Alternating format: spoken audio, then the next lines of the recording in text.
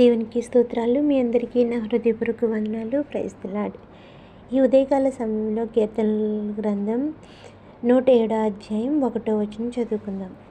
యెహోవా దయాళుడు, ఆయనకు కృతజ్ఞతాస్తుతులు చెల్లించుడి, ఆయన కృప నిత్యముండెను. దేవునికి స్తోత్రం. హల్లెలూయా.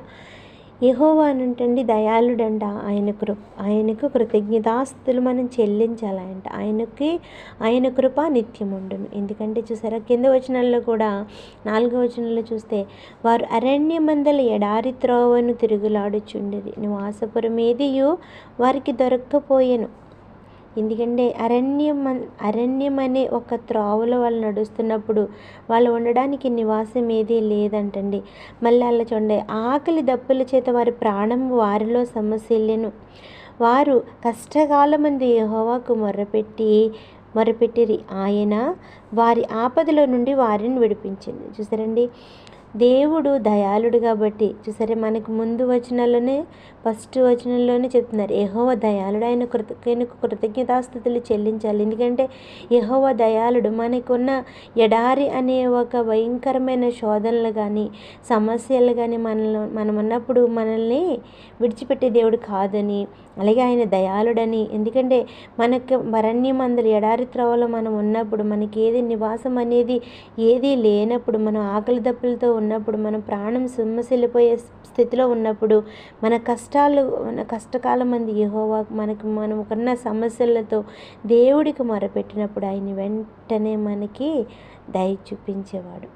అందుకే మనము ఆయనకి కృతజ్ఞతాస్తుతులు చెల్లించాలి.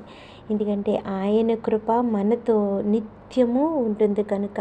అందుకే ఈ ఉదయకాల సమయంలో ఈ చిన్న కొన్ని మాటలు విన్న నా ప్రియ అక్క చెల్లెన్నదమ్ములు అందరూ కూడా మనము యెహోవా దయాళుడు అని నమ్మాలి. ఆయనకి మనం అందరము కృతజ్ఞతాస్తుతులు చెల్లించాలి.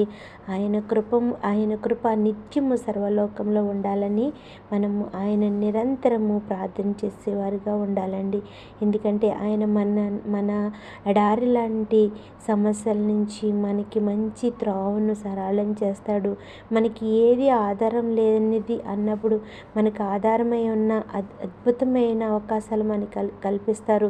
మన ఆకలి దప్పులతో ఉన్నప్పుడు, మన ప్రాణము సొమ్మసిల్లిపోతున్నప్పుడు మన ప్రాణాలని ఉత్తేజింపచేసే, మనకి కడుపు నిండా ఈ లోకానుసారమైనది కాదు కానీ ఆత్మానుసారమైన ఆహారం కూడా మనకు అందిస్తారు. అలాగే కష్టకాలమందు మనం ఆయనకి మొరపెట్టినప్పుడు మన ఆపదలో నుండి, ప్రతి సమస్యలో నుండి మనల్ని విడిపిస్తానని ఆయన వాగ్దానం చేశారు. కాబట్టి ఆయన నిరంతరము పూజించి ఆయనకు కృతజ్ఞతాస్తుతులు చెల్లించేవారిగా ఉందాము. ఈ చిన్న కొన్ని మాటలు దేవుడు దీవించును గాక. ఆమేన్. Praise the lord.